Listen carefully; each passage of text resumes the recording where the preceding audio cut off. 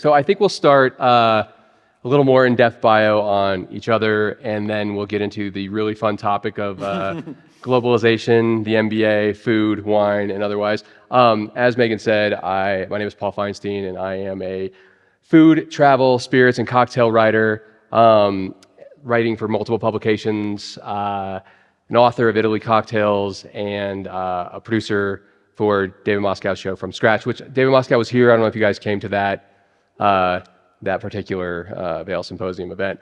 And so I write for Travel and Leisure, the BBC, Foder's Travel, Time Magazine, and many other publications. And really my sweet spot is sort of the intersection of food, travel, culture, and history. And Baxter and I became pals because we sort of crossed over in our worlds of food and wine and in very interesting ways. And so that's a little bit more about me. Baxter, go ahead. Yeah, as I mentioned earlier, I'm Baxter. I work for ESPN. I'm based in Los Angeles. I'm from a really small town in Oklahoma. I think there's more people in here than there were in my graduating class of high school. I graduated class of 29. The town I'm from, the population is 80 full-time residents. I started writing for newspapers when I was in high school. Went to college in Oklahoma and joined the LA Times out of college. So I moved to LA and was there for 3.5 years as a sports reporter. Moved to joined the Boston Globe to cover the Boston Celtics. That was my first full-time NBA writing job, and did that for 2 years. And then ESPN hired me 10 years ago next month. The first thing I did for them was covering the Lakers. As a beat reporter. I covered Kobe Bryant's final 2 years in the first year after he retired, so it was like a transitional period of them trying to figure out where they were going, which has been a steady theme for them for a while now. For the last 7 years, I have been focused on in-depth stories from around the NBA. Sometimes when people hear my bio or like some of the work I've done, they're like, food and wine and investigations and whatnot. I really just care about like in-depth stories and a good yarn, so to speak. Like I like long, rich, interesting stories that are kind of tucked away, and I don't care what genre they are. And yes, Paul and I, was it 2018? Something like that, yeah. Pre-pandemic, obviously, but yeah, it was maybe 2018. Yeah. So Paul and I have known each other for a while. Paul writes the kind of stories that I want to read. And I've said this to Paul before, but I'm glad we're not necessarily competing against each other because he finds stories that make me intensely jealous. And I love Paul, and I'm very happy for him when he writes these. But I also would feel like if I was a food writer or a travel writer, I would also feel like, is Paul going to find this story before I do, or what's Paul working on? Like I don't want to be competing against him. So. But huge fan of his work, and we've been friends for a while now. Yeah, so in the Mutual Admiration Society, I was a fan of Baxter's before we had met, and this will sort of lead us into our conversation today. One of the stories, the first story that I read of Baxter's where I became familiar with Baxter was actually a story that made me jealous, and it was, and I'll have you talk about it, it was about the NBA's infatuation, would you say, with the peanut butter and jelly sandwich? Yeah. So when I was covering the Lakers, and really even before that, when I started covering the Celtics for the Boston Globe, I was going around the NBA, and I noticed that in every single locker room, every single training room, every single like NBA facility, there were these like elaborate spreads for peanut butter and jelly sandwiches. And sometimes they were different in terms of how they would be made.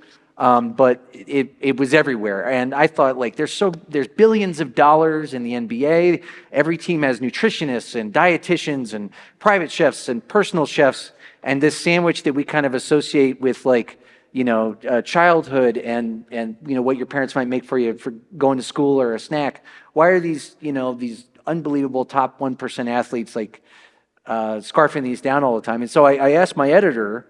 I just said, I don't get it. Like, what's the deal here? And he just said, yeah, go ahead and look into it. And, what I found was, and this is one of the things I think it's really important to remember about food and wine, is the way that people have deep, deep connections to them. And really the story of like a peanut butter and jelly sandwich is really the story of like your childhood and nostalgia and the way that things kind of stay with you. Like a lot of players, like the way that they like that sandwich to be made is the way that their parents made it for them, years ago. And if it was strawberry jelly and creamy peanut butter with, cut diagonal with no crust and it was toasted, that's how it had to be. And they would make their NBA teams have to do that the same for them years later, which is, I was just like, that's kind of interesting. So food is, I think, a deep part of kind of what stays with you and is a thing that connects us all. I used to think that sports really, I'd be in these arenas with tens of thousands of people. I was like, man, sports really brings people together. But, sports is great entertainment. You don't need it to survive. You do need food to survive.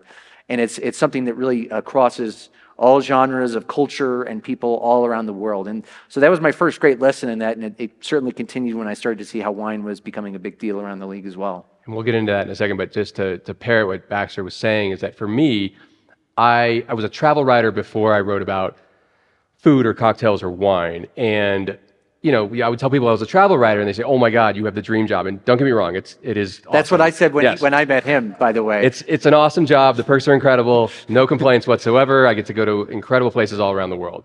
But it's a hard job to relate to. It's like you have this concept in your head of what this job is, but no one really knows what the job means. But I was writing so much about food, and I didn't feel as if I knew a lot about food. I said this to Baxter, I felt like a fraud because I just wasn't strong in food the way I was in travel. And so I'd be writing about it, and I didn't feel good about it. So I went to culinary school, and not to run a restaurant, not to be in a kitchen, and I love to cook, don't get me wrong, but to be a better writer about this world, to be able to talk to chefs and restaurateurs on a level that is, 4, 5, 6 layers deeper. And unlike travel writing, food writing changed my life. And just like what Baxter said is that, the sports world, this entertainment, it brings people together in a way, but no one can relate to what these athletes are doing. Yeah. But everyone can relate to food and wine and cocktails. Everyone has a story and experience, and it's deep in their soul. It changed everything for my entire life. And I think that's what's so poignant about both of us sort of getting into that place from a different place where sports into food, travel into food. And we're here today to really talk about how that's even globalized, because food and wine have become so globalized in a way that never happened before the 2000s. So with that said, I want to dive into the world of wine and basketball and how that sort of came about. And I always try to go back to the most seminal moment in the NBA's history, and I think you say sports history, of the Dream Team in 1992 going to Barcelona for the Olympics, and how impactful that was on the global stage, because at the time, very few international players were playing. But can you start from there, and we'll get into what these other moments where wine really came to the fore. Yeah, so first of all, that is it was the first time that NBA players were playing in the Olympics for America. And it was, I think of it in a way of like when the Beatles were on the Ed Sullivan Show and they come up. It was like a foundational moment, not just in the history of music in this country, but like in just the history of this country, maybe in the history of this world. And it was the same way when the 92 Dream Team went over to Barcelona. You think of all the great players on that team like Michael Jordan and Magic Johnson, Larry Bird, and on and on and on. And it really helped, I think, introduce a lot of basketball to different places around the world, because they were like the Beatles. They were, they were that big. But the NBA was not really a global league. There would be like occasional players from other countries. A guy like Drazen Petrovic, who I believe was from Croatia, had come over, and it would be kind of a novelty when a European player or a player that just wasn't American came to the NBA, and we think like, oh, how interesting! Like there's a guy with a different last name in the NBA, and like how quirky that is. Detlef Schrempf, Serenas Barcelona. Yeah. Like you could count for a while, like, maybe on one hand over the course of NBA history, how many guys were, there was kind of a stigma too, that like, international players, like this is our game. This is our league. Soft. They're soft. Like they can't play in this thing, whatever. But in the early 2000s, if we're going to kind of lay the groundwork of, like I think of it as like a fire, like when the first match was kind of dropped, it started to light it. It was really when the San Antonio Spurs started to draft a lot of players that were from I mean, I'll just be honest, they were from a lot of countries where, as it happens, wine was a big part of the culture and the history. Obviously, in this country, it was for a while, and then we had a thing called Prohibition, which just stopped. And, then the relationship with alcohol that America had was, it had to kind of pick back up again, but there were stops and starts from that, certainly, that lingered. But the NBA started getting players from France, and from Spain, and from Italy, and from Germany, and from Australia. Many of them were going to San Antonio, which I'm sure was a big culture shock to them. In fact, I know it is. Paul and I have talked to some players who were coming to San Antonio, like Tony Parker, when he went straight from Bordeaux to San Antonio, and I thought that going from... They're very different wine regions. Very different wine regions, yeah. There is some wine being made in Texas, but I touch, the history is just a little bit behind Bordeaux. A little behind the times. But And one of the simple things that helped kind of start introducing some players in the NBA to wine was the concept, and the San Antonio Spurs were really big in the concept of a team dinner, right? Guys can go different ways on the road, and I'm going to go do this or that, but they thought it was really important under the head coach, Greg Popovich, that we would eat as a team, right? We would eat as a team, especially on the road, and you would have players from some of these regions, and they would order wine, and the American players didn't know whatever this was, and they would slowly start to introduce aspects of it to them, like, oh, well, this is how pairings work, or things about vintages or wines from different region. And they didn't think of wine as like alcohol or even as wine. It's just food. It's part of a meal. Like it's in the way that we think of anything else. It was normal to them, and so they started kind of indoctrinating some players there. And word spreads. Guys kind of go around the league. They go to different teams, and they had habits. They had learned about wine and thought it was cool, but in the mid-2000s on, the thing that really kind of lifted it was the superstars. And one of them was up the road from here, Carmelo Anthony, when he played at the Denver Nuggets. He was really the first big-name player that got very seriously into wine. He viewed wine, and I sat down and talked about it with him once. He was very eager to talk about this kind of lifelong passion that he had, or a long passion. But he viewed wine like art. He was into physical art, and he was watches and things like that. And he started to view wine in the same way. In the same way there's different acclaimed artists, there's different acclaimed winemakers and different acclaimed wine regions or wineries, and there's reasons why they're special, and there's price tags on them that equate to that specialness as well. What's so interesting, real quick, let me just interject. Yeah, go ahead. Yeah. Carmelo specifically, is that it's actually. And it just sort of hit me just now because I've heard so many stories. When he was in Denver, his teammate was Allen Iverson. Yeah. And Allen Iverson was notorious that he could go out all night, drink all night. And the next day, no problem, fine, and still put up 30 points. And his teammates, they would go out with him, Carmelo included. Yeah. And the next day at practice, they were disasters. They were a mess. They could not keep up with him. And the league, leading up to this moment was really a beer and alcohol and pot smoking, and before that, maybe some cocaine. It was a very different league. It wasn't a refined drinking league. This is a really good point that Paul is bringing up. The history of the NBA, I mean, there were players doing beer commercials and all kinds of things. And I've heard stories, there was one particular player, he would go to a bar and his drink of choice was a triple Long Island iced tea in the largest glass that you have. There was another player, who I got to know well, and his coach told me he would just order a bottle of cognac, sit at the counter, would drink the bottle, would go the next morning into the sauna, and would sweat it out. Not a glass, a bottle. A bottle, and he would sweat it out, and his coach said he'd always be good to go for practice. And I was like, I just can't, I can't. So you'd hear stories like that, and Allen Iverson. Not a big guy, by the way. Some of the guys I'm thinking of, they're big. He was not a big guy. But I'm saying it could have gone one of two ways. It could have gone one, and this is, what Paul's mentioning, there was a legacy of this. This is going back decades, right? So then you started to have this shift that really started to pick up steam. Carmelo was one of the guys who helped drive it. And the thing I would say about the star players is they are influencers, When their teammates see what they're doing, they want to do that too. They look up to them. They're great players or whatever. They can make their whole locker room kind of become interested in whatever it is that they're interested in. He got really into it when he went to New York and was going to these high-end wine collector dinners with the finance crowd in Manhattan. And he would get so nervous about going to these wine dinners and what am I going to bring? I can't, I don't want to bring something that makes me look stupid, and they're all going to bring something great. How do I keep up with all of them? And as I was sitting there, I was like, you competed in like, all these great games and the Olympics and everything, and this made you as nervous as any one of them from the sound of your voice. And then certainly some other stars started to come after that. But he was kind of the first one. And where we're at now is really striking. I mean, we have players who have a lot of their own wine labels. There's one out in the lobby from Dwayne Wade, and we have players buying vineyards. C.J. McCollum of the Pelicans bought vineyards up in Oregon.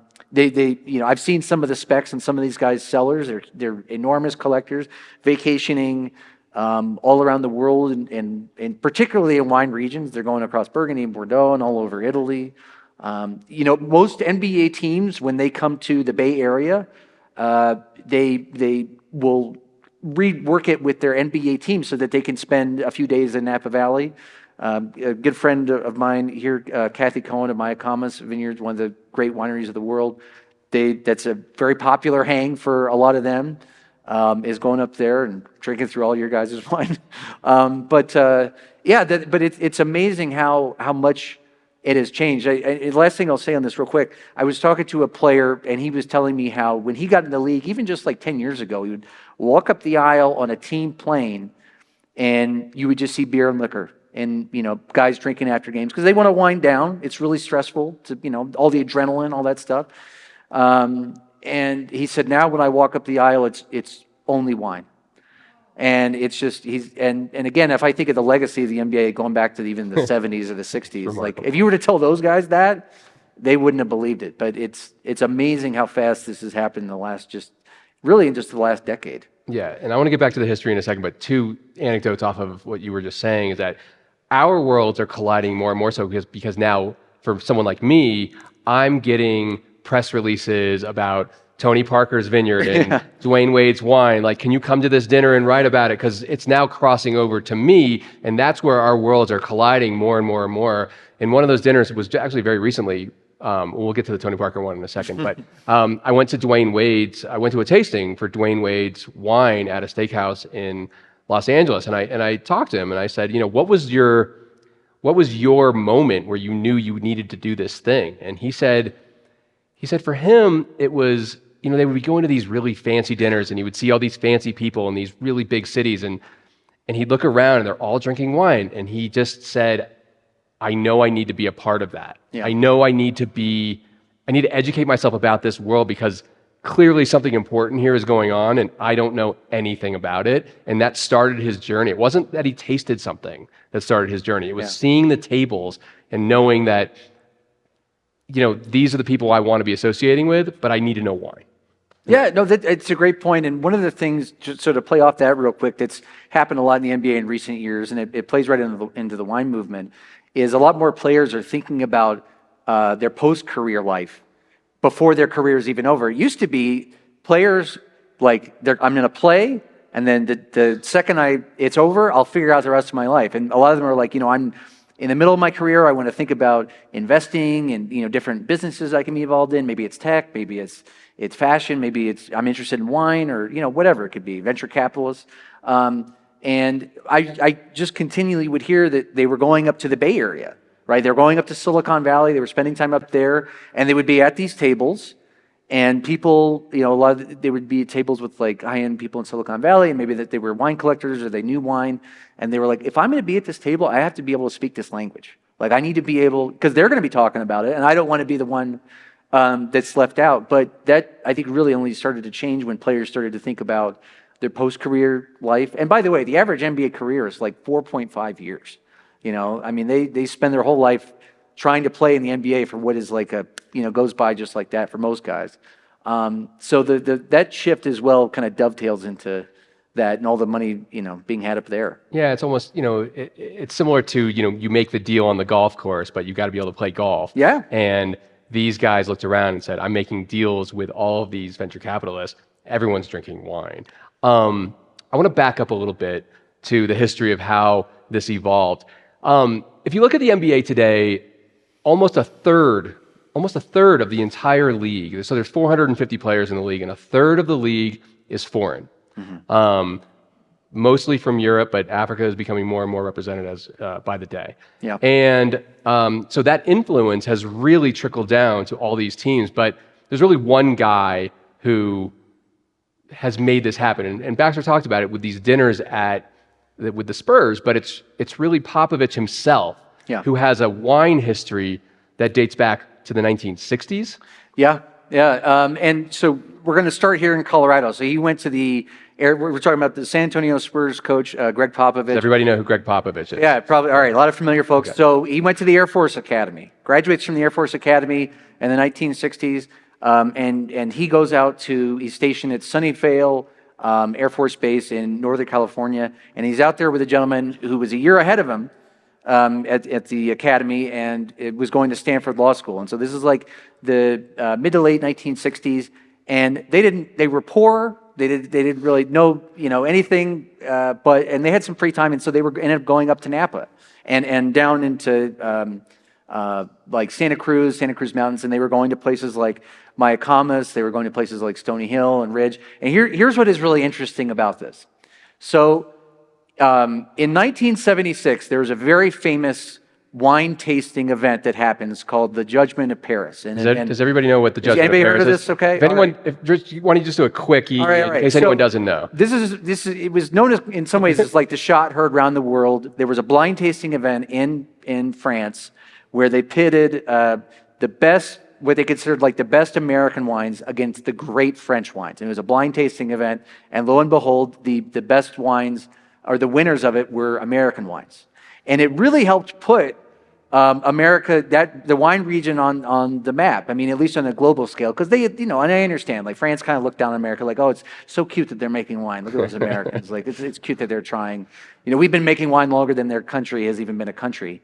But Pop and his friend were drinking some of those same wines that would become legendary. So they got on the ground floor. It's like they got interested in computers, and we're like, we're going to invest in a company called Microsoft or Apple. Like, we think it's interesting. So they got into the ground floor of like this movement right when it was starting to take off, and it developed this love. And so he's been very passionately into wine. And he said through wine, you learn about food. So both of those things for 50 years, right? So, but when he became a head coach in San Antonio, and he was a very worldly guy. I think he majored at I hope I'm getting this right. I think he majored in counterintelligence with like a minor, or like, I think it was counterintelligence with a minor in like Russian when he was there. And he did spend some time overseas. There's like always rumors that he was a spy at one point, which he won't ever talk about, which is even just adds to the mystery. So he was always kind of a worldly guy. And when he became an NBA coach, and they started getting some of these players over, which he was a huge advocate for, one of the ways that he kind of connected with a lot of them was through food and wine. Like they would get players over from France, and he knew what regions they were from. He knew the wines that were local to the area. He knew aspects of the cuisine that were specific to the regions that we're from. I remember talking to an Italian player whose name I'm blanking on right now, but he said, when I got to San Antonio, and I didn't really know America, I didn't know the NBA, this was all new to me. But Pop knew everything about the part of Italy that I was from. He knew the history of it. He knew everything about the wine that we were famous for, and the vintages, and the region, and the style of cuisine. And we would be out on the road at times, and Pop would know every great Italian restaurant in every city. And he would sometimes go and he would order extra dishes off the menu and just bring them back. I'd hear a knock on the door and it'd be him, and he'd say, "Hey, I ordered these extra dishes for you. They're the same style of food, or that this chef is doing here that you grew up with, and I thought you'd appreciate it." So he was helping forge these bonds with people through food and wine, which I think helped connect and build relationships with him and got people to know him as a human, some of these players. And then certainly as a coach, he would ride them pretty hard the next day.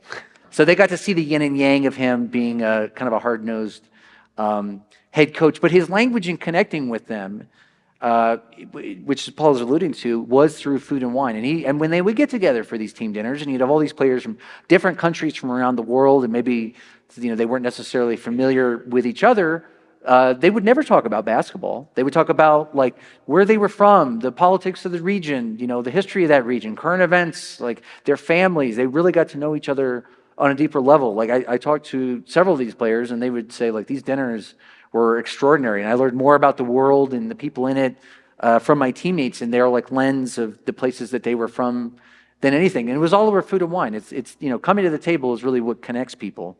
And they harnessed that in a great way, and it built a great culture and chemistry that other teams were always like, how are they so together? What is it about the Spurs? Like, everybody seems to like each other, and they play really together as a team.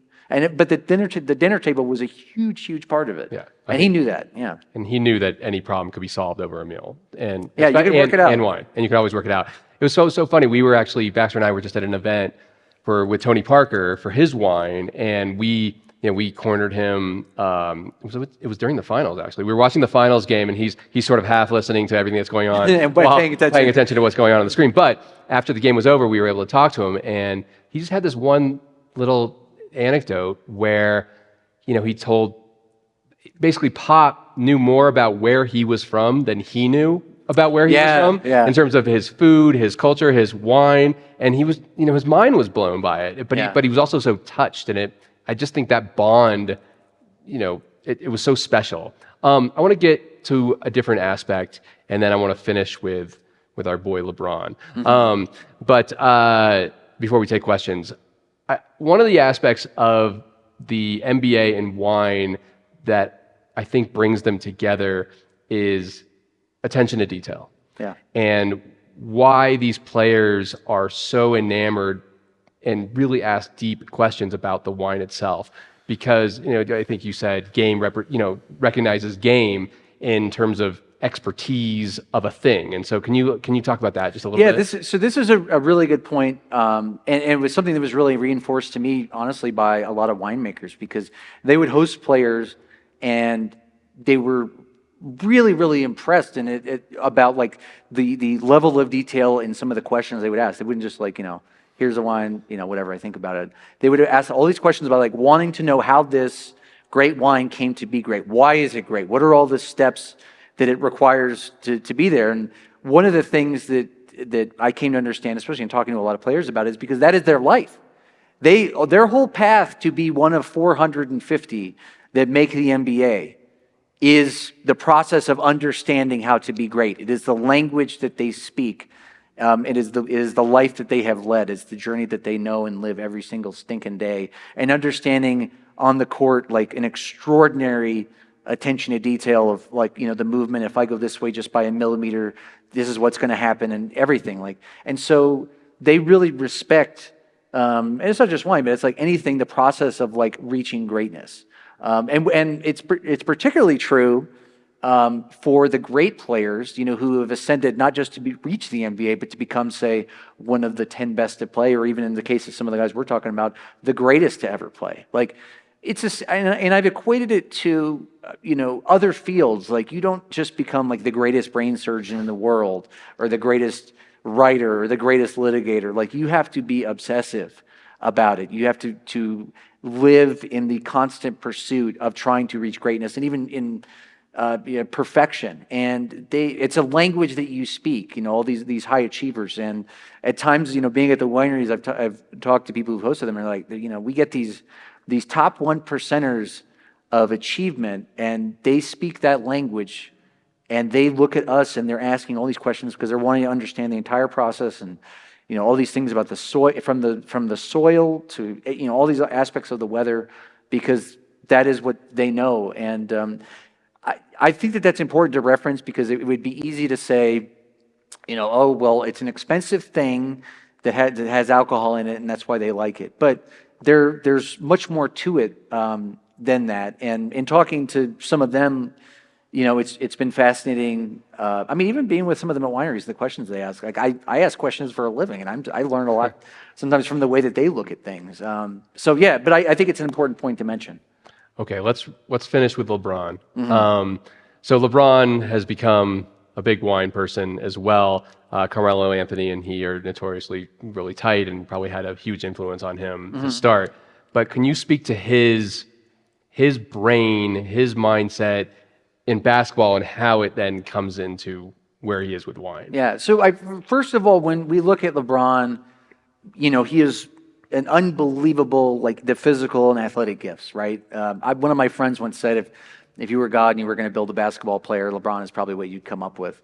But his mind, he has a supercomputer for a brain. He like his photographic recall of exact sequences and even over the course of a game dating back years is the stuff of legend. He's one of the most extraordinarily like intelligent people along that way, and he is. There's no other way to say it. Like he's a huge influencer.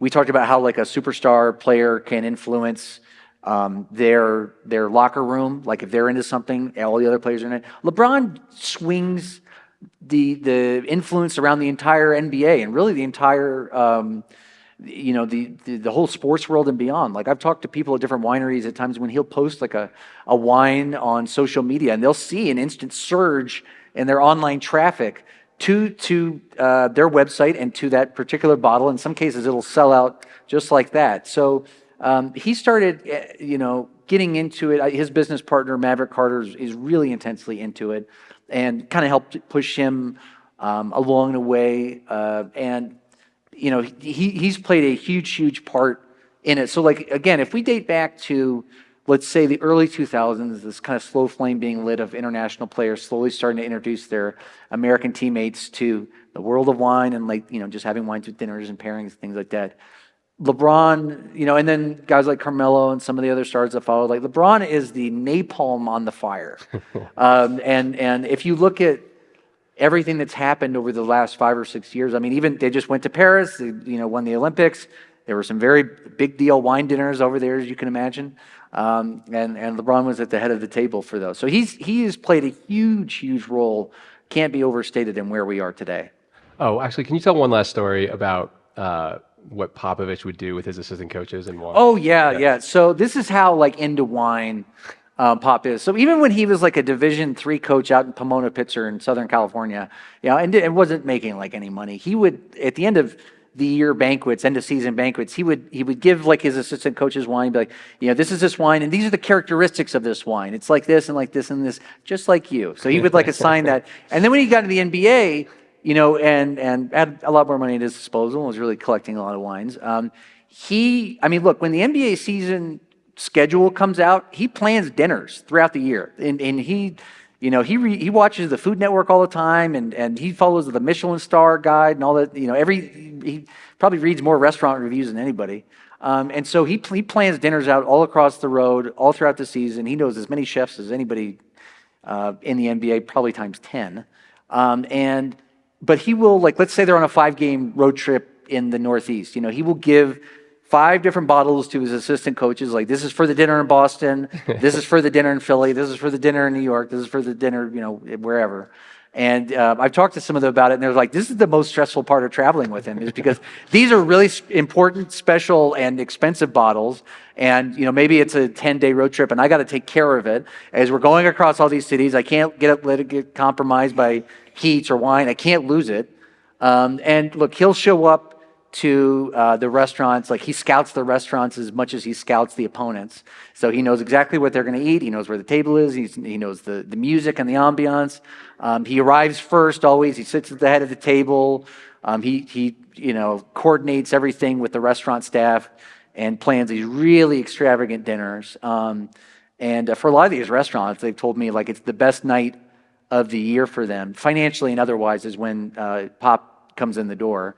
And when he praises a restaurant, when he gives his like sign off, like this is a great restaurant, it becomes the NBA restaurant for that city. And I remember there's one in particular in San Francisco when there were a lot of NBA finals between the Cavaliers and the Warriors, and everybody was kind of just going there a lot. And there was this Italian restaurant called Seven Hills in I think the Nob Hill neighborhood, and Pop signed off on it. He was like, this is a great restaurant. And word got around, well, if it's good enough for Pop. So like every night, there was just NBA people in there during the NBA Finals. Both teams would be in there. They were selling it out, and the guy was like, all these tall people are walking through the doors every single night. And like, it's a small restaurant. It's like, how are we going to fit everybody in here? We got to have to, and they're big eaters, and they can definitely put away some wine. But yeah, his when he signs off, it's like in the NBA, it's basically like giving a Michelin star to a restaurant. So it's a big deal. So his influence, and he's a very international, worldly guy. it can't be overstated. There's a lot of foodies around the NBA. There's a lot more teams and head coaches that really believe in the concept of team dinners, and they're planning, big dinners on the road at really nice restaurants and getting really into wine. And the guy that started that around the league, that movement for sure, was Pop, and the restaurants are very appreciative. Yeah. So to wrap up before we get to questions from all of you, is that this story is so fascinating because it really does start in the 60s with Pop, but it didn't really hit the NBA until this international, insurgence. Mm-hmm. And like you said, LeBron napalmed it. I mean, it blew up as a result. And what a journey to become this refined, because wine is so refined, and you just don't think of that with the world of basketball. But LeBron's influence on players, on how they act professionally, how they, in every way. I mean, he's the ultimate child star who never had a scandal, and because he was on the cover of Sports Illustrated when he was 16 years old. And you think about the pressure and all of the things, and he has been this role model for generations of players now. And wine is just the latest and greatest of that, and it's so fascinating. The one last thing I would say is it's important to also remember the age of social media. As he was coming up, social media started coming along, and it added, I don't know how many followers he has on various places. It's more than 100 million collectively, I'm sure. But that megaphone, it didn't exist, 20 years ago, 30 years ago. You didn't have, it wasn't around when the Bulls were winning all their titles in the mid-90s. You didn't see what Michael Jordan was doing in his spare time in that way. So the advent of that, I think, it's a perfect storm of things that has led us to this moment. And the NBA, I'll end with this, it's just continuing to become more international. There are more great players that are coming from all over the world. The NBA is having a tougher time. Team USA, I should say, is having a tougher time at the Olympics because all the other teams, collectively, they're just all getting better. So I'm excited to see where this all leads. But it's cool to see aspects of other cultures influencing the NBA, and how the NBA's megaphone has helped introduce more people to some of these things as well. Yeah, it's very cool. So Tony Parker's a great player.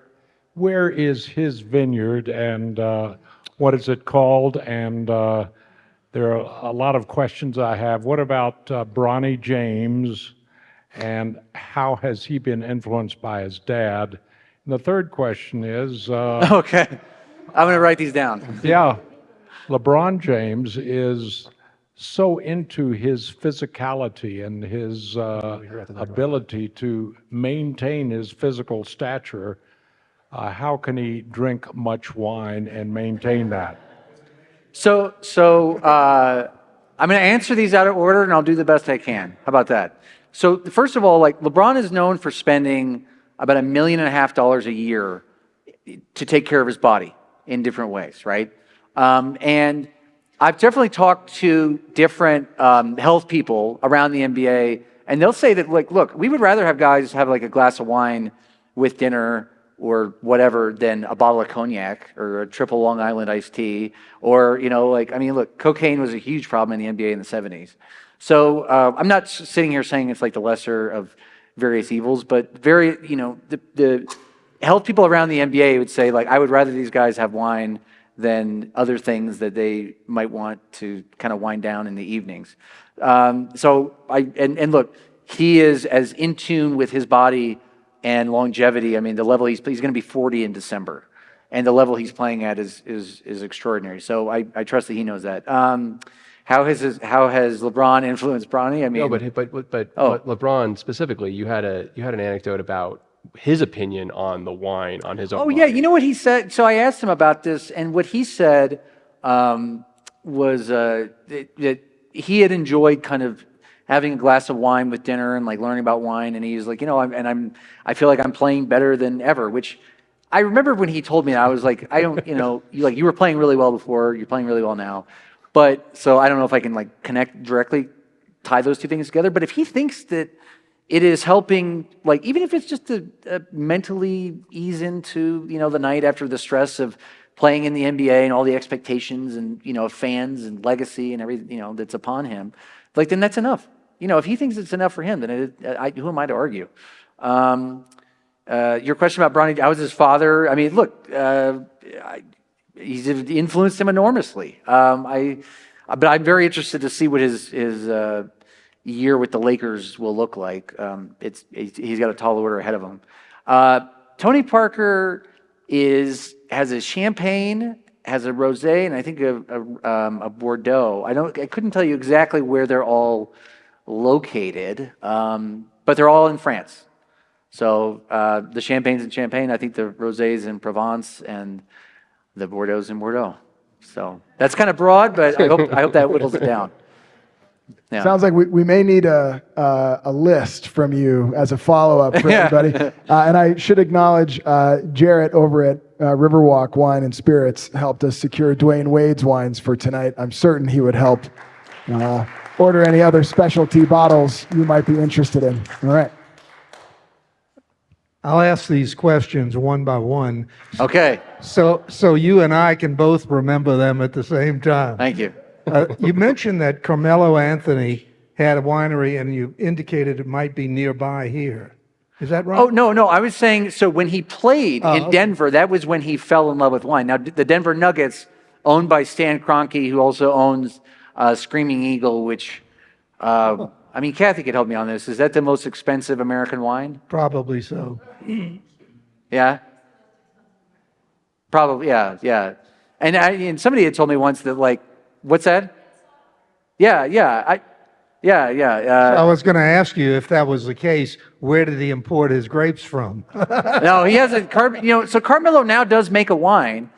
He has, and he wants to actually expand to, make wine in a bunch of different regions around the world. But the wine that I know that he is making is, I want to say it's a Grenache from the Southern Rhone in France,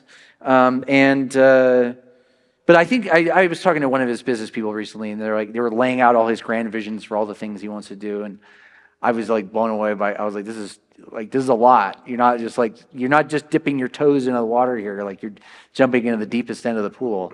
But anyways, yeah. All right. What was your next one? Yeah, and the next question, if I can remember it after drinking a glass of wine, is I'm familiar with the NFL and their alcohol and their drug policies.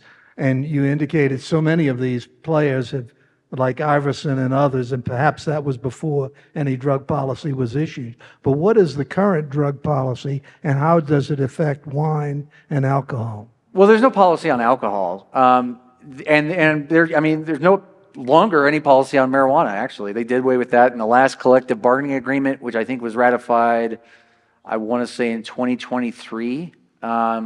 So, things are changing all the time in the NBA. But, yeah, here's what I'd say with relationship to, like, alcohol and NBA players. Their bodies are their business. If you can't perform, you can't play. And I think and it is extraordinary. I've certainly heard all kinds of legends of, the things that guys would do the night before the game, and then they still look great the next day. And I would think, like, if you even got to bed at a decent hour and, like, maybe didn't do that, like, would you be 1,000 times better? But so it's amazing to me what some are able to do, like the late nights and all that. But it's I don't know. I'm not in that shoes. I'm not a top 1% athlete. So who am I? Yeah. I'd like to ask you about PP&J. Go ahead. I did read that article. It was probably a couple years ago now. And can you maybe speak to some of the more interesting peanut butter and jelly sandwiches that some of the players ate, and whether you thought that sort of made sense with maybe their personalities that you've gotten to know? Oh boy, what a great question. The first, I remember when I was like reaching out to different teams and like seeing what, they were doing, and, it was often the star player, like whatever the star player wanted, that's how it was, right? And I remember that the Milwaukee Bucks had a peanut butter and jelly buffet. So like they had all these jams and jellies and nut butters and Nutella and all these different kinds of bread and everything. And I'm trying to remember the exact player. Because I wrote it in like 2017, I think it came out. 17. And so I'm trying to remember the exact player who like dictated that. But I do remember, I think when Damian Lillard was at the Portland Trailblazers, they had to be like cut into fourths, and the bread had to be toasted. And I can't remember if he liked like creamy or crunchy or whatever. I remember the Charlotte Hornets one of the stars on the team, they had to be grilled, like grilled peanut butter and jelly sandwiches. Didn't Brandon Ingram have a really specific thing? Yeah, Brandon Ingram, who was on the Lakers when I was covering that at the time, he was like a peanut butter and jelly like savant or judge, or he was incredibly particular. Like for him, there had to be jelly visible on all four sides of the bread. Otherwise, he would think that there wasn't enough jelly. And he would judge every opposing team around the NBA and how they made peanut butter and jelly sandwiches for the Lakers. I remember asking him, I was like, well, who does a bad job? He said, Utah. Terrible. Not enough jelly, just unacceptable. And I was like, he was like 18. I said, you have some really strong opinions about this. And then he started to explain all his strong opinions about it. Yeah, but it was, Russell Westbrook, he was a big toasted guy, but he wanted the inside of the bread to be buttered as well, and then putting peanut butter. So he kind of buttered toast that was then made into peanut butter and jelly sandwiches. And he had to have it at a certain time, right before the game. So, yeah, and look, some of the guys, very superstitious. Kevin Garnett, oh God, I hope I don't get this wrong. He was like one of the guys who helped start that movement, as I wrote about in my story. And I want to say, and I know Kevin a little bit, and if I got this wrong, it'd be the end of me. I want to say that he was a strawberry and creamy guy, like in terms of the peanut butter. I don't remember in the article. And he thought that the other side was who could eat something like that? And I learned that there are some incredibly strong opinions on that front. Those two camps do not get along. Like the strawberry and the grape camp and the creamy versus the crunchy. It was, I was like, this is not that serious, but it is that serious. It's what you grow up with, and they don't stray. So, anyways, I hope that helps. Yeah. We do programs on a wide variety of topics, including geopolitics. We've never had a fact checker in the room, so far as I know. I think we need one tonight to look up some of these details. I could pull it up on my phone. It was like the opening anecdote in that story, but it's been 7 years, so I forgive my memory. Thanks for all your insight. You guys are great. I appreciated your explanation of how it this has come to pass with the globalization of the sport and the similarities, although a little bit nuanced, of attention to detail and fastidiousness and obsession. Mm-hmm. But don't all those same things exist to some degree, maybe a little bit lesser degree, in the NFL and in the Major League Baseball and golf and tennis and certainly in soccer? Yeah. Could you have the same talk in any of those sports, or is it just happenstance about basketball that this has come to pass? Well, I don't think the international community is as strong in the NFL as it is in the NBA.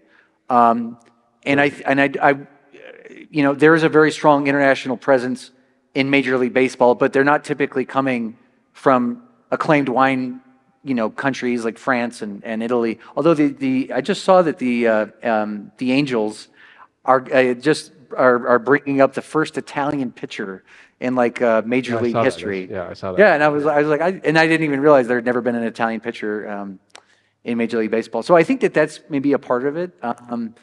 And look, there are players in some of these other sports that are very passionate about it. Some of them have, I think Charles Woodson, great football player. He has his own wine and makes his own wine. He's passionate.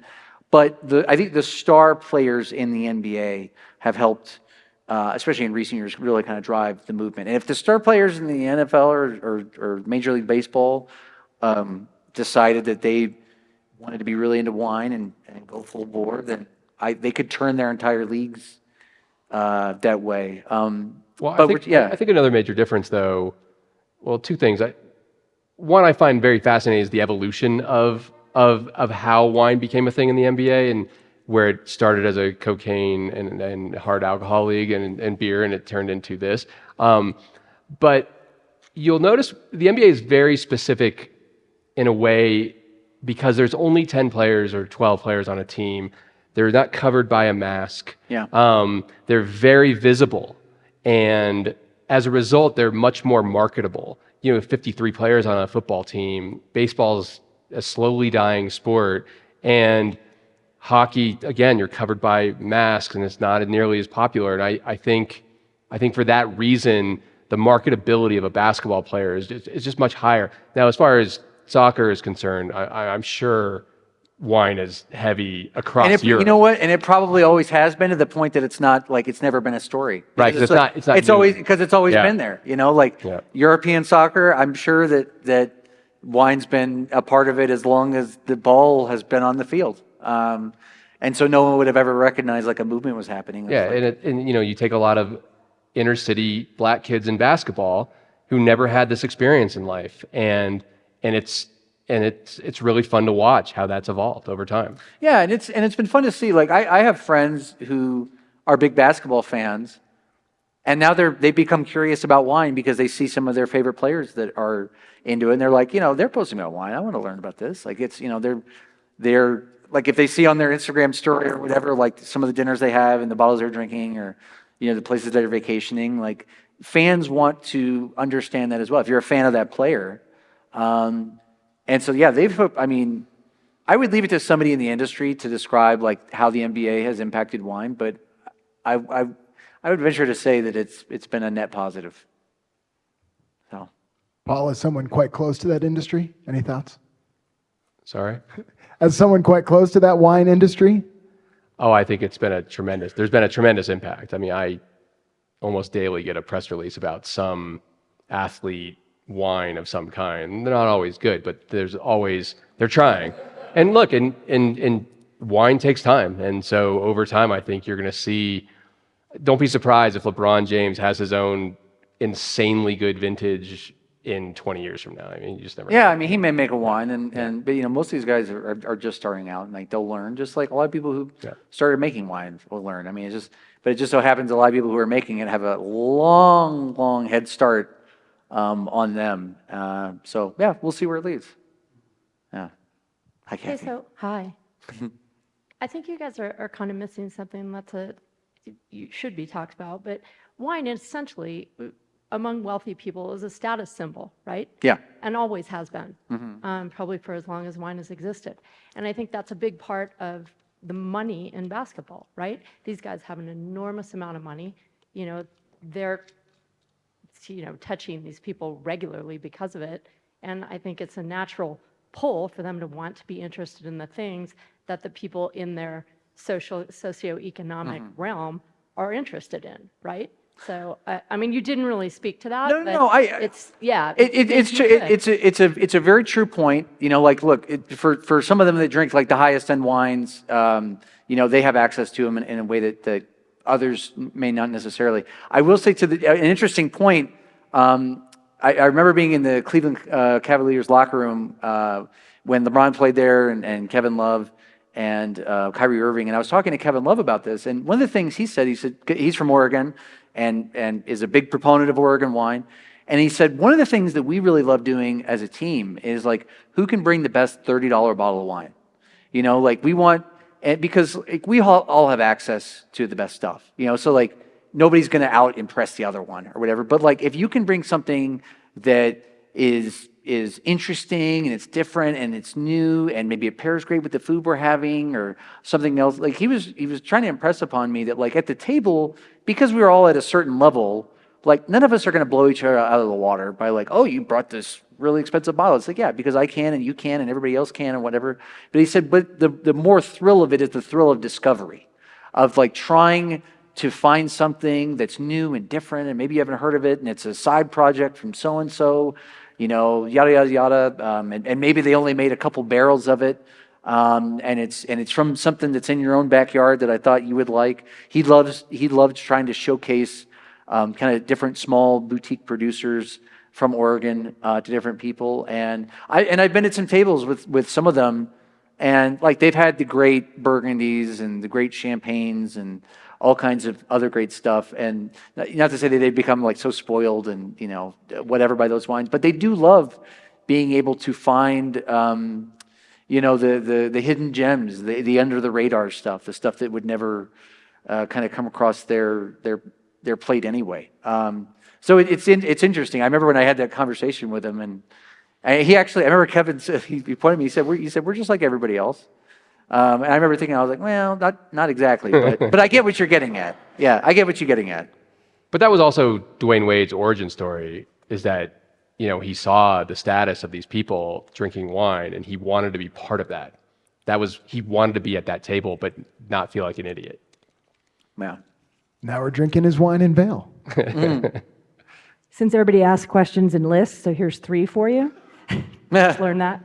One, when you talked about Popovich going on the travel trips and he'd have a different bottle for each stop off, was that for the whole team or just himself?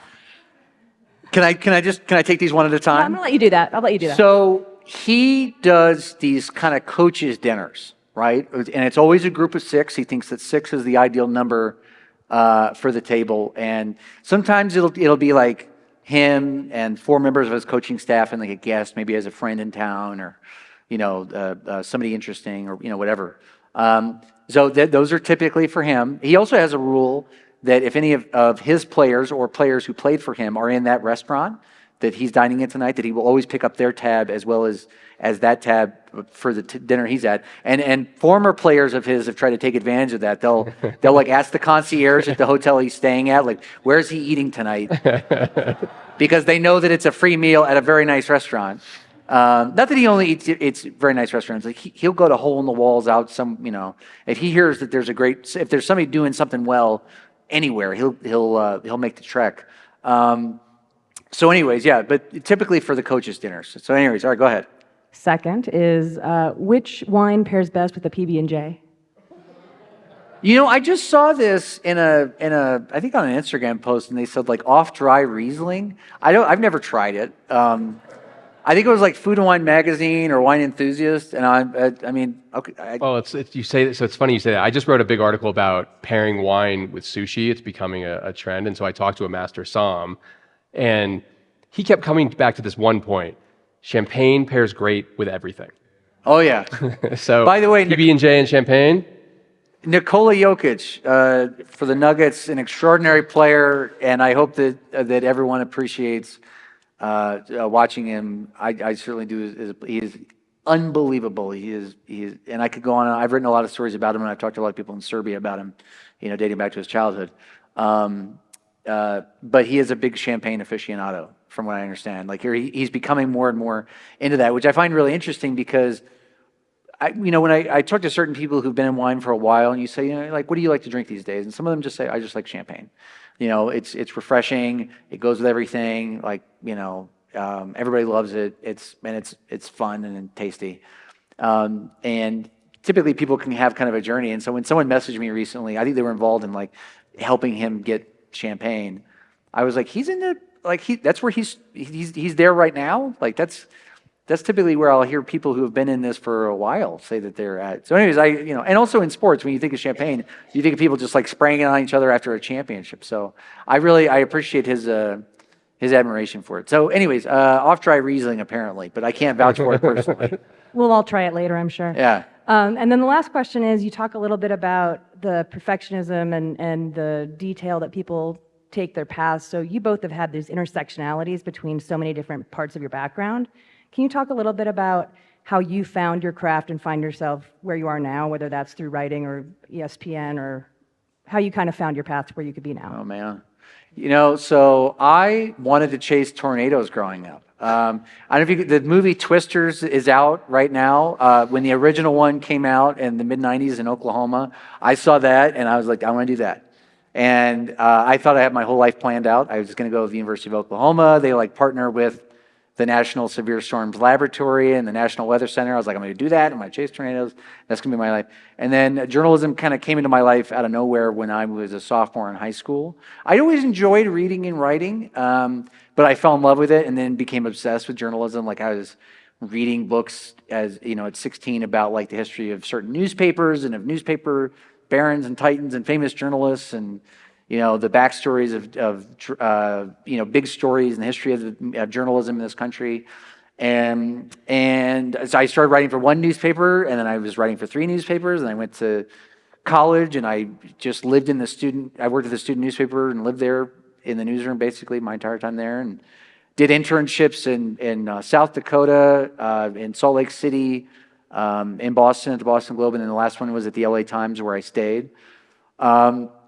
And we had a dinner last night with some folks, and we were like going around the table, like, what do you, what's your obsession like in life, like the thing that, And I was like, I'm obsessed with journalism. Like, I think about it all the time, and healthily, I have a hard time escaping it. Like, when I'm going to bed at night, I'm thinking about all the stories I'm working on, and I'm thinking about like how to, bring them to the finish line, like what they're missing to make them compelling, because I want them to be worth people's time and attention. I don't want to lose you, not only in the first sentence or the first paragraph. I want to keep your attention to the very last one and the whole way through. So I'm always thinking about that, and I have a very hard time turning it off. My wife is incredibly patient, and she knows that she can, like, we'll have conversations at times, and she can see that in my mind I'm just like working over language, or like, how a story is structured, the flow of a story, and what's kind of missing if it's not all there. And she's,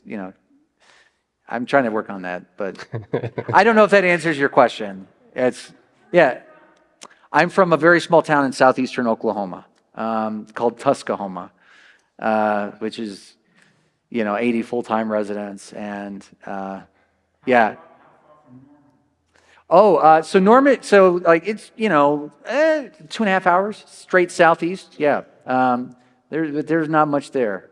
When I took my wife to visit, we were like driving through, and she was like, "How are you from here?" She's from New York, and she was born in the Bronx and all that, so a touch different than my neck of the woods. I would say for me, although I think I found out last night, I'm obsessed with people who are obsessed.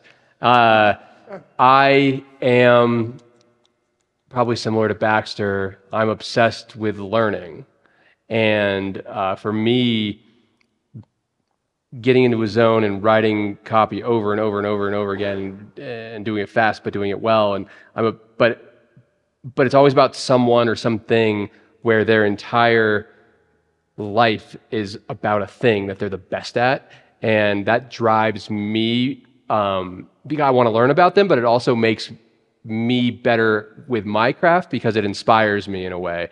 There's two words that I always talk about. They're Japanese words. One is kaizen, and the word kaizen basically means that whatever you're doing today is going to be a little bit better than it was yesterday. And it's this process through life of getting better and better at your craft. And I love this concept when I talk to chefs who are obsessed with what they're doing, or an artist, or a writer, or whatever it may be. I love that concept. And then the other word is ikigai, Ikigai, and it means your reason for living, basically.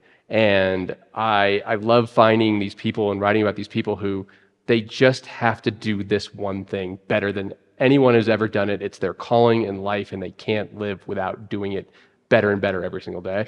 And so for me, I don't have that in my body per se, but every time I find a person like that I get to write about, it makes me want to be a little more like that, and it inspires my work.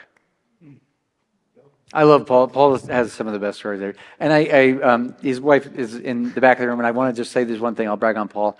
One of my favorite stories that he's done of the many, but you wrote about like the oldest sourdough starter in the world that's allegedly still active. You have to like feed a sourdough starter. A lot of people got into this during the pandemic, but Paul wrote this great story. And how old?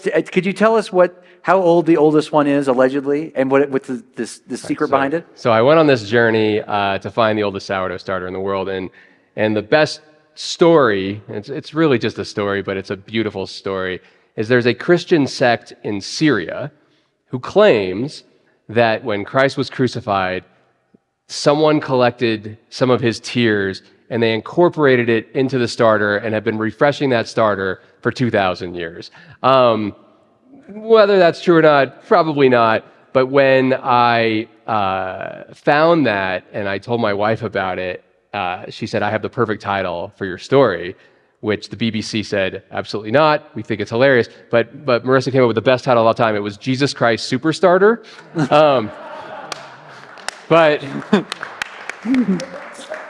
But that sadly, is such an amazing headline. All-time best headline, but unfortunately they didn't take it. But the story was really fun to write about. That's a Pulitzer Prize headline for sure. I hope you know. Thank you. That's very kind. Yeah. Anyway, sorry, you've been waiting. This hard group to follow. But anyway, my question has to do with the Olympics. You talked about it, and you talked about the dream team. Yeah. I think we had a great team. I don't think it was a dream team, but that's a whole nother. You're talking about this year? Yeah, this year. Yeah. It wasn't our best, but they got it done. Yeah, they got it done. And that was my question. Basically, it just seems like the European teams have come up a tremendous amount over that time. But yet we hear nothing here about what goes on in Europe in terms of their professional basketball. So what's the interest over there? To what level is it? Because obviously these guys are performing at a very, very high level. Yeah. There are certain parts, like FC Barcelona is an incredibly professional, and if you talk to international scouts, they'll say like the pro leagues in Spain are some of the highest leagues and the highest quality of basketball. So a lot of players end up going to play in Spain, like Luka Doncic, superstar for the Dallas Mavericks, who's from Slovenia originally. When he came of age, he went straight to Spain. That's the big leagues. That's where you want to play. And I'm sorry. Oh, I thought somebody was saying something. No, it's just Leo. I was just the baby. Yeah. So Spain is very good, and then it really just depends on different club teams. Like OKK Belgrade in Serbia is a renowned team with a very deep history, great coaching and structure, and a lot of those guys that actually come to the NBA, not just players but coaches, are on different staffs around the league. So it's not much in the same way that like here in the NBA, there's a handful of great teams, right? That are great every year or things like that. It's the same way over there. There's a handful of places that are really high level in terms of the coaching and the infrastructure and the resources they commit, and they draw in the best basketball players, and then a lot of them end up in the NBA. And a lot of them have ended up becoming not just in the NBA, they're arguably the best players in this league. I mean, if you look around at the top players in the league right now, and certainly the future of the NBA, there's not a lot of Americans.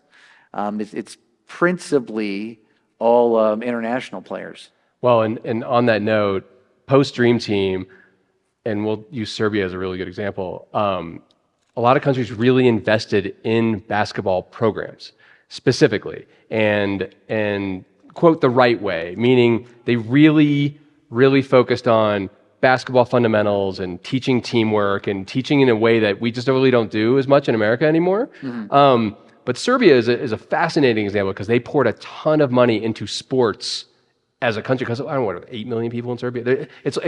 When you think about the best tennis player of all time is Serbian from this tiny little country, and one of the best basketball players of all time is Serbian from this tiny little country. Yeah. And so the Dream Team's, I think, biggest influence was a lot of these countries decided we want that, and we're going to invest a lot of money in the infrastructure of our sports to get that. And we're now seeing the fruits of that investment, of that labor, of that time. Yeah, 32 years later. I mean, it takes time, obviously, for that to happen, but here we are.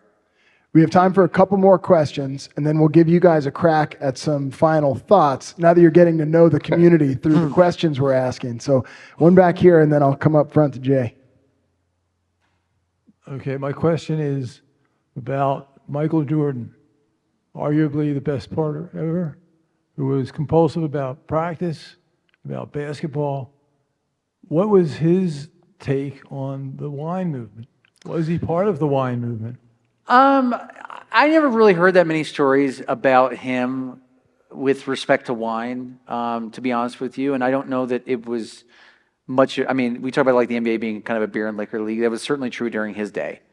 And Cigars. What's that? He's a cigar guy. Yeah, but that's an excellent point. If there is one guy who kind of made cigars like popular, I mean, how many times has he been on the cover of like Cigar Aficionado magazine? He's like the face of cigars amongst professional athletes. He probably did for cigars what these guys are doing for wine. Yeah. So that was his. I don't want to say like that was his vice, but like that was the thing that he was probably as obsessive about as some players are today about wine. So just a different lane, but something he's. Yeah. You know, I think in the Last Dance documentary, he talked about how many cigars he smoked a day, and I can't remember the number, but I remember when I heard it, I was just like, oh my God.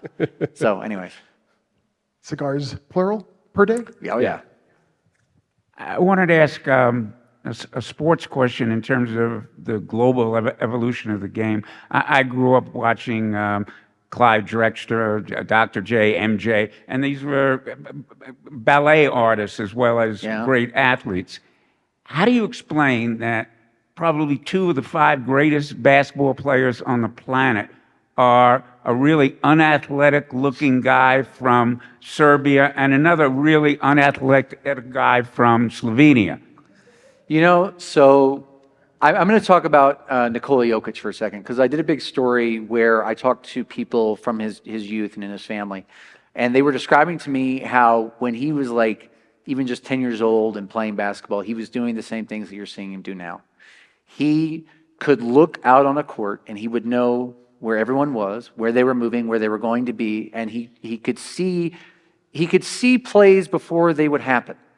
And coaches would describe to me how they would introduce things to him, maybe a bit of footwork or, you know, a complicated shot or, you know, whatever, something, a new move in basketball. And they would show it to him, and they would show it to him only once. And then he would be able to execute that move with the experience and practice of someone who had been doing it for years. And they started to say that he is a prodigy. And one of his coaches described him to me as Beethoven. They said, we did not make him who he is, right? We showed him things. But he is like much in the same way that like someone put a piano in front of Beethoven, but like he was a child prodigy. And he is, you know, like he has photographic memory, and he could see on the court in a way that I don't know that any best basketball player has maybe ever seen the game. I said earlier, like I hope people appreciate him because, you know, I like LeBron's extraordinary. LeBron is also like one of the most extraordinary athletes and the physical gifts. I probably have the kind of vertical jump that Jokic has. Now he is an incredibly strong player, and his stamina is incredible. Like he does not get tired. You know, he can run all day. I know it doesn't look like he's running that fast, but he can still run all day. So that is it. He thinks the game better than, I mean, a case could be made, and his career still has some years left, and I don't know how much longer he wants to do this. He's a very interesting person. Like, if he just decided tomorrow that I want to quit, go spend time with my family and my horses, and that's it. Like, no one in the NBA would be shocked. You know, like he loves the game, but it is not the end all be all for him, and he has it in perspective. But the thing with Luka as well, like they're extraordinarily skilled, and Luka was playing, you know, as a very young man, as a young teenager against much older, like European men, and he came up through some of the greatest. I mean, when he was coming out into the NBA, they were like, "This is the most NBA-ready European player that we've ever seen." Like he has spent most of his teenage years playing against incredibly skilled people. He's been in the best absolute system in Spain, and like he's so ready. And then when he got over here, he was killing it from day one. And he was like, this is relatively easy. Like the European game, it's harder, it's more physical. The NBA game, you can get away, you know, like it's not that. So that's how I would explain it. Like they think the game far ahead of a lot of the competition, and their skill level is off the charts. And you don't need to be faster and jump higher to be better. Like, you know, Jokic's ability to throw no one is ever going to be faster than his ability to think ahead of someone else.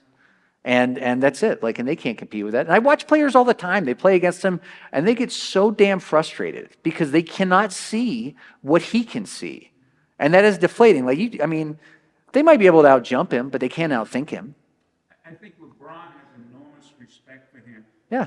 LeBron's IQ, and he appreciates. Yeah.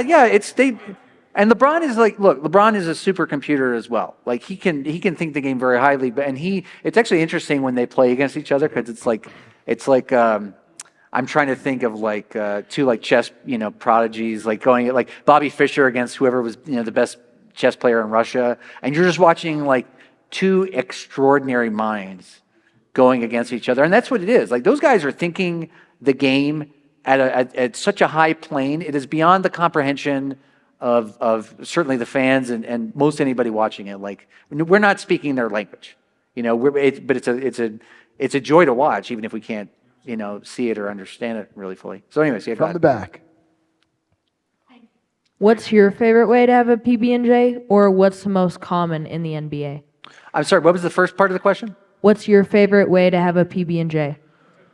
I've gotten this before, and I don't have a great answer. Like you know, there are very strong camps, as I said, about like creamy peanut butter versus crunchy peanut butter, or grape versus jelly, or even the type of bread, or toaster or not. And I'm like, I'm fine. I don't even, people, you know, when they read that story, they were like, oh, you must really love peanut butter and jelly. And I was like, I'm like, yeah, I had it. It's fine. Like, I'm not against it. I'll definitely, you know, it hits the spot, but I'm not an evangelist for it. And they said the same thing when it came to wine. Like, you must know a lot about wine. Before I wrote the story that I wrote about wine and ended up meeting like wonderful people like Kathy, I didn't know anything about it. I knew it was made from grapes. And there was a red and a white and a pink, and I thought the pink was made from the red and white being mixed together. You know, I didn't know anything. And it was kind of, the whole process was frankly quite terrifying, because I just thought, like, wine is its own language. In the same way that some of these players might talk about it, like, I didn't know anything. And I got through it, which is proof that anybody can overcome anything, I guess. But what was the second? What's the most popular one in the NBA? You know what's really popular in the NBA is the Uncrustable. Have you guys seen this from, I think, like Smuckers, or one of the kind of the name brand people made it. These are in every single arena. And I think it's just because it's really quick, it's really easy, and it's already pre-made. And that's why it's available everywhere. But you know, I mean, I'd love to know how many Uncrustables the collective NBA teams go through every year. It is probably a staggering number. Baxter has this really funny line in the article where he talks about, you know, these players have dietitians and chefs and everything, and the obsession is a sandwich that costs 60 cents, and it's like. So but again, I think so much of it is like the concept of like comfort. You know, I remember I was talking to a player, and he said, "Look, we travel all over. And the weather can be, you know, maybe we have plane troubles and we don't get in on time. Maybe there's traffic. Maybe there's this, there's that. Like, there's all kinds of variables. But like, you know, wherever we go, like, that sandwich is going to be pretty much the same. Like, it's very reliable. It's very steady. It provides a level of comfort. They know it well. It gives you energy. Yeah, it gives you energy. It actually is really, really good in that way. Like, the components of it. Like, there is magic to that sandwich, and the different, like, the elements of it, like the fats and the starches and the sweets and everything. So it works. It's worked for a long time. It's why, I mean, look, when we think of like the concept of a pairing, there's that cliche. It goes together like peanut butter and jelly. Like, that phrase exists for a reason. So, as I've learned quite well. Go ahead. Yeah.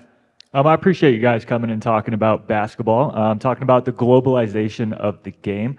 I'm curious to think, do you guys have any speculation on the NBA exploring any expansion franchises, whether that's domestic here or international? I know the NFL has done a good job playing in London. There's a game tomorrow night in Rio de Janeiro. So that was my first question. And then second question, I don't think we can talk basketball. I'm curious to know who your all-time starting five is. Oh my God. I've never thought about my all-time starting five. I'm sorry I was starting there. I'm going to ask Paul. Let's. This is me. I know my all-time starting five. Oh, then let's have it. Go ahead.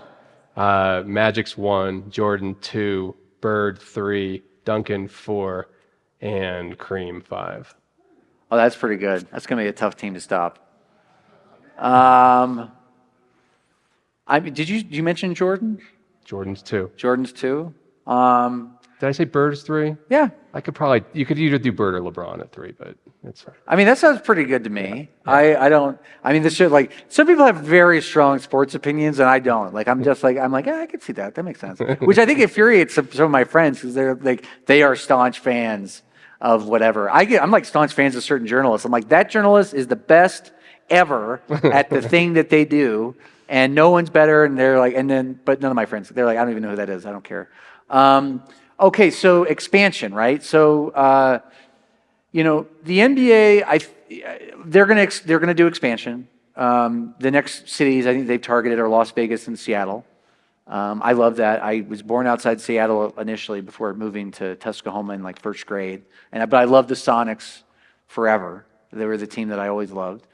So I'll be glad that they're getting a team back. I think it's, and I wouldn't be surprised if Mexico City eventually gets a team. I think it becomes harder logistically to do anything across the oceans. The NBA is certainly doing more games, whether it's in exhibition games in Europe or even in the Middle East.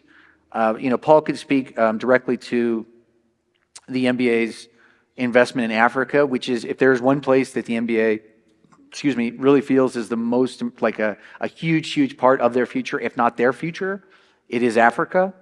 But, I've talked to people about this before of like, what if we had a team in London? They're like, look, it's hard, no league flies as much as the NBA.